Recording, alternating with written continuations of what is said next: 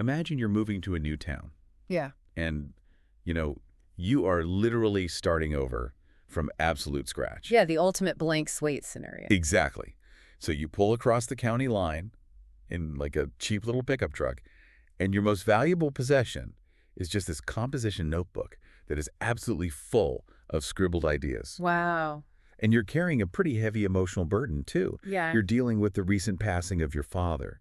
I mean, you are grieving. You're looking to help your mother, who you've just moved in with, and you just need the bare minimum to survive. A desk, a chair, and a job. It really is this intense survival scenario. And to set the stage for our discussion today, the town in this case is in Flagler County, Florida. Right? And the era we're looking at is the mid-1990s. Yeah, so for today's deep dive, we are pulling from a really unique stack of sources. We've got archive notes, personal interviews, and these deep historical accounts of this very specific time and place. And our mission today is to explore how one person, armed with nothing but pure analog hustle and a screeching dial-up modem, somehow managed to hand-build an entire county's digital footprint out of a spare bedroom. It's an incredible story, and looking through these sources, you realize very quickly that the subject of this deep dive had almost no safety net. None at all. Right.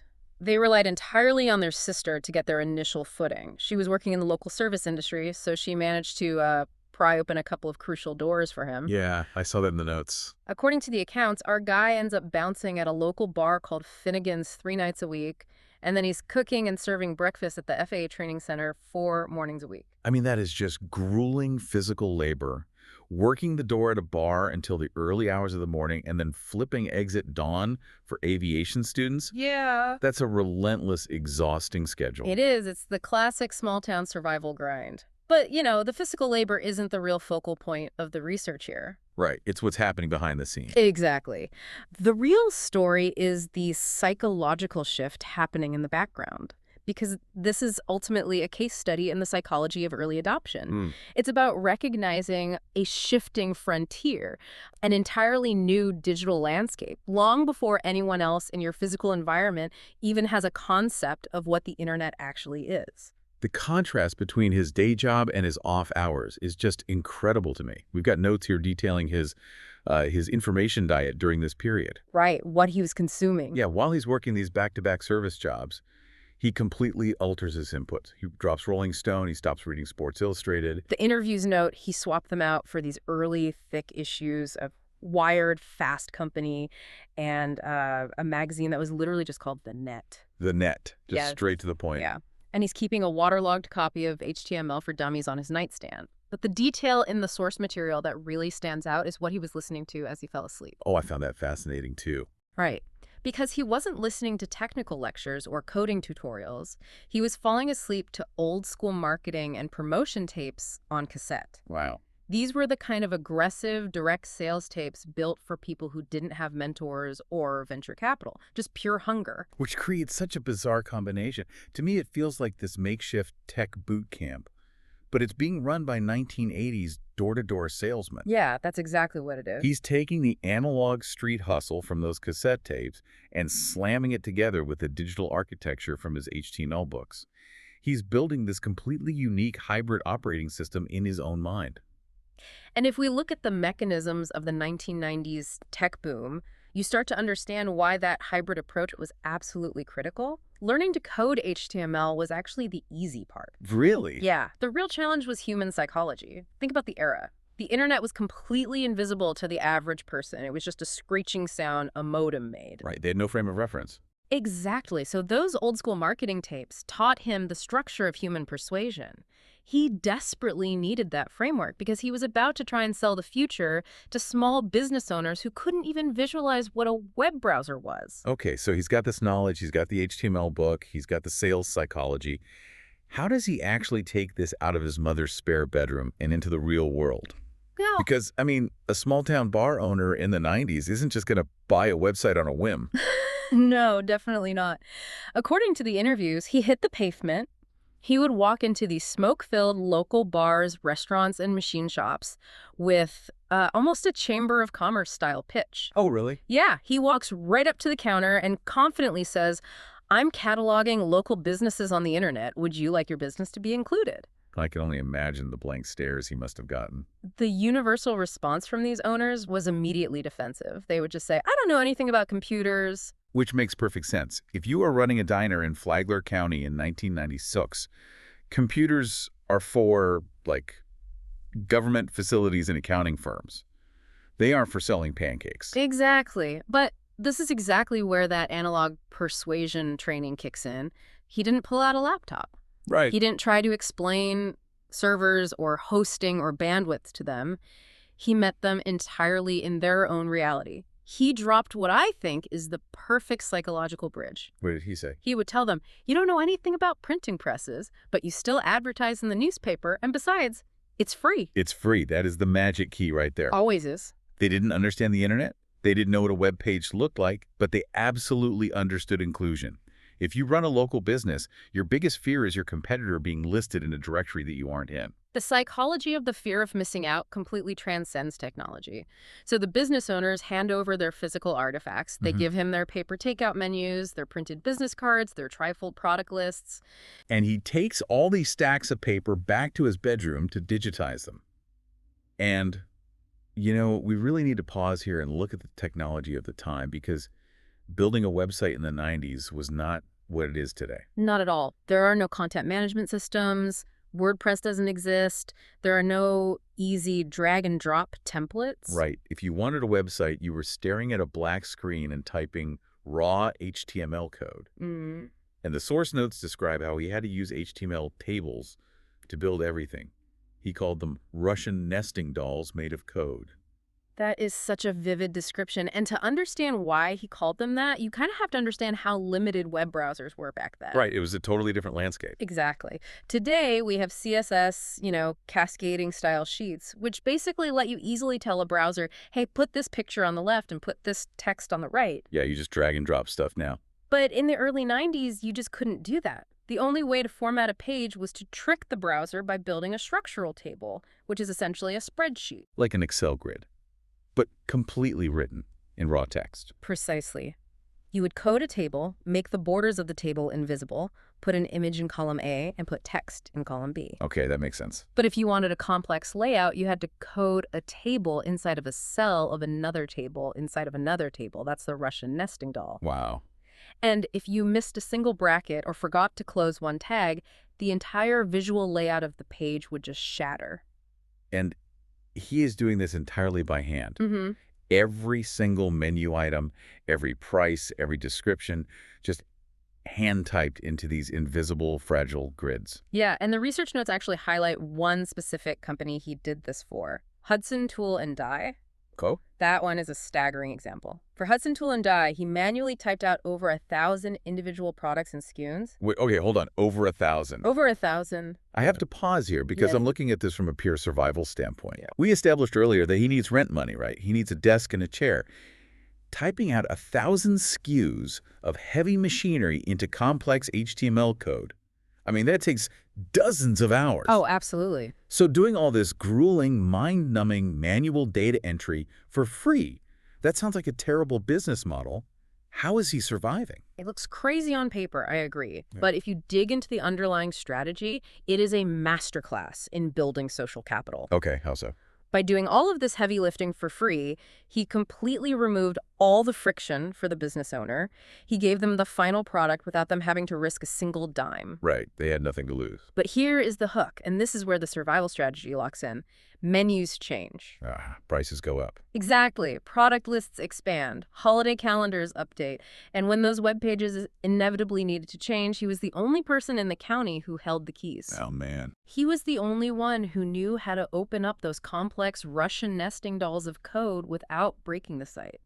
So once they were hooked on having a digital presence, he instituted a small monthly update fee. He literally made himself the infrastructure. He did. Because he had already proven his value up front, they paid the update fee happily. And remember, he's operating in a small town. Right. Often, that fee wasn't just cash. It came heavily subsidized with free meals and drinks at the restaurants he serviced.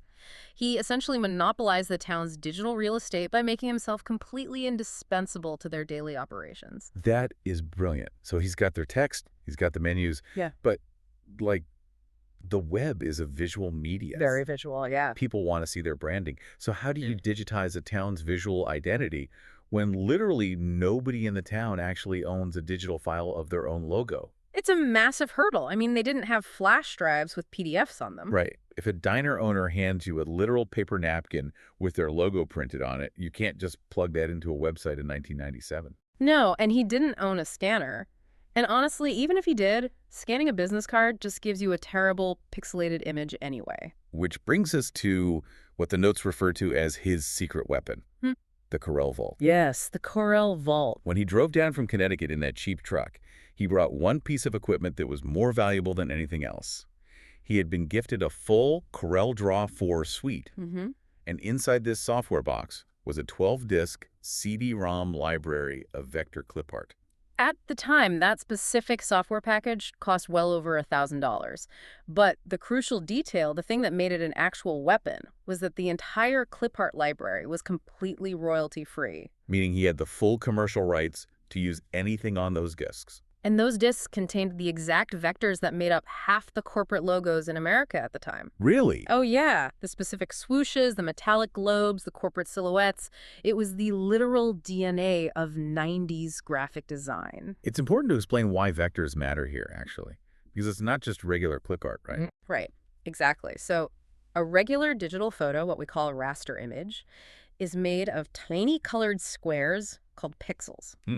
If you try to stretch a small pixelated logo to make it bigger, it just becomes a blurry, blocky mess. Right. We've all seen that happen. But a vector graphic isn't made of pixels at all. It is made of mathematical equations. So it's calculating the distance between points. Precisely. Because it's just math, you can stretch a vector graphic to the size of a postage stamp or the size of a billboard, and the lines will remain razor sharp and perfectly smooth. That is wild. It's like having the master blueprints and the original Lego bricks for corporate America. That's a great way to put it. If a business owner handed him a physical business card, he didn't have to clumsily trace it.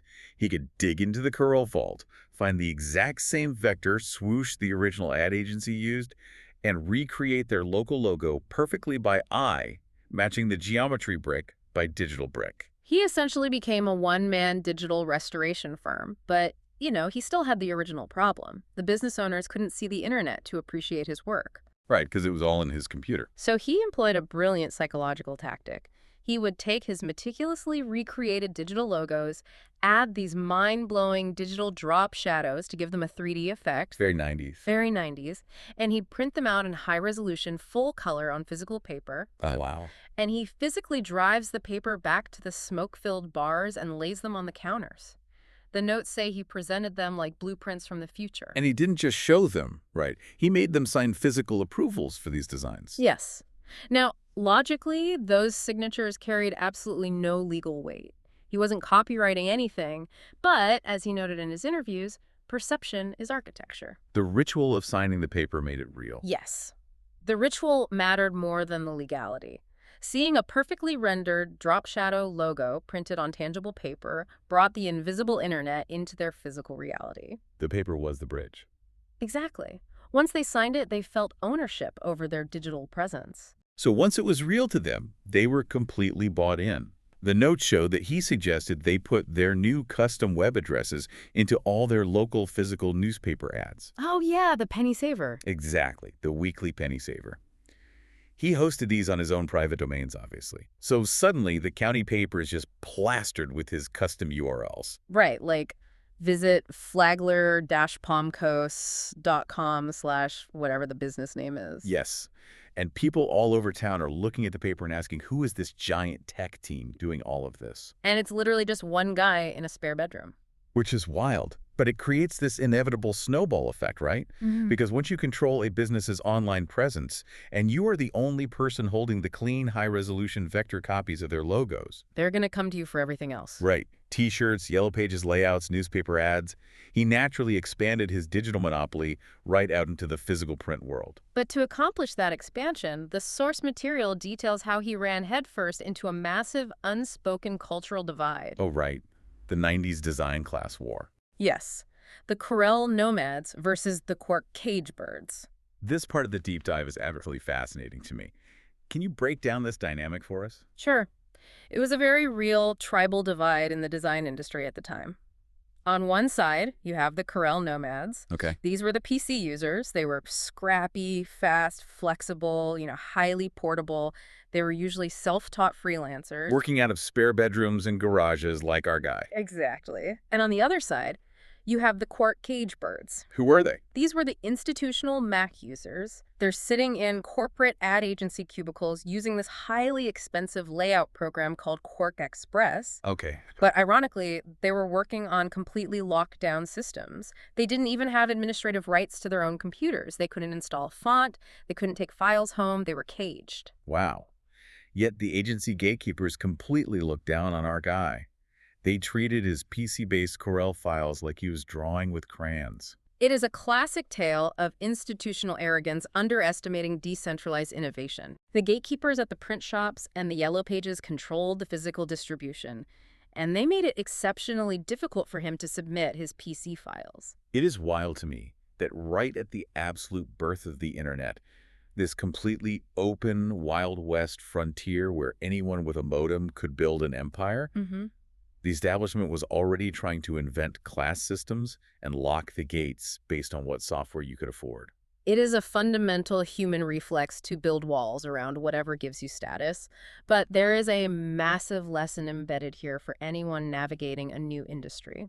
What's that? The gatekeepers tried to shut him out because of his tools, but tools ultimately do not matter as much as fluency. He refused to be blocked, so he simply went out and taught himself Quark Express. He learned the dialect of the cage birds. Precisely. The Nomad won the local market because he had agility and speed, but he conquered the institutional agencies because he was willing to learn what we might call the language of legitimacy. Oh, the language of legitimacy. Right. He realized the software wasn't the barrier, the language was.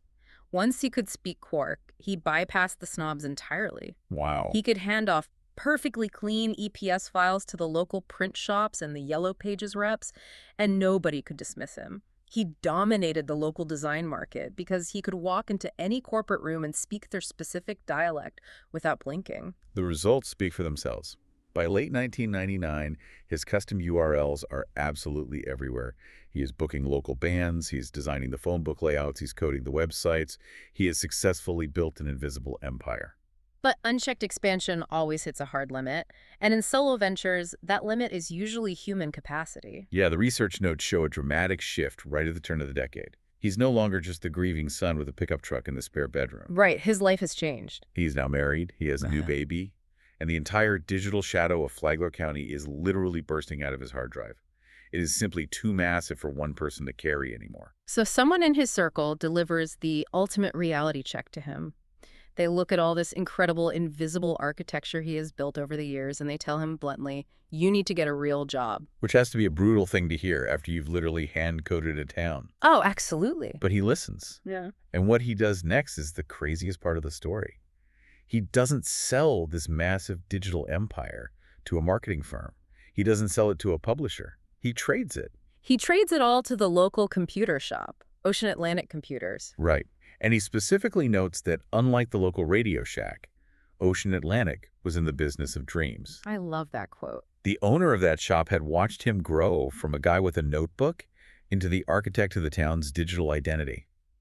So he walks into the shop with a hard drive containing the entire virtual county. Every single menu, every logo. Every nested HTML table, every vector file he meticulously rebuilt. And he trades a whole virtual county for a custom-built hot rod computer. Wow. He needed that powerful machine to launch his next chapter, a project called X1R. It is just a staggering visual. It is like single-handedly building a massive functioning virtual city from absolute scratch, brick by digital brick, and then just handing over the keys to the city so you can get the parts to build a faster spaceship. It speaks to a profound understanding of knowing when an artifact has served its purpose. What got him out of his mother's spare bedroom? The endless hours of manual coding. Exactly. The hustling for free meals, the persuasion tactics. That was not the vehicle that was going to carry him into his future as a father and a professional. Right. He outgrew it. The real value wasn't in hoarding the town's websites forever. The true value was in the psychological and technical metamorphosis he underwent while building them. It really is an unbelievable evolution. Okay. I mean, we started with a grieving son pulling into a new town, armed with nothing but a scribbled composition notebook and a few bouncing shifts at a bar. Yeah, starting from zero. And through pure grit, an altered information diet, and the brilliant use of a royalty-free software vault, he became a self-taught digital architect. He literally hand-coded an entire town into the future, bypassed the corporate gatekeepers by learning their language, and then, when the empire got too heavy, he traded the whole thing away for a machine built for whatever came next. It's an inspiring arc, and the archival notes on this story leave us with something incredibly vital to reflect on. What's that? Well, if you look at the world right now, today, ask yourself, what is today's equivalent of that early internet frontier? Oh, that's a good question. Because make no mistake, there are invisible boundaries and massive new nested systems being built right now, probably by someone sitting in a spare bedroom. The frontier is always shifting. It is. So as you navigate your own career or business, think about those corral nomads and court cage birds. What specific languages of legitimacy do you need to learn today so that you can walk right past the gatekeepers of tomorrow? That is a perfect question to leave off on. It might be time to start filling up your own composition notebook.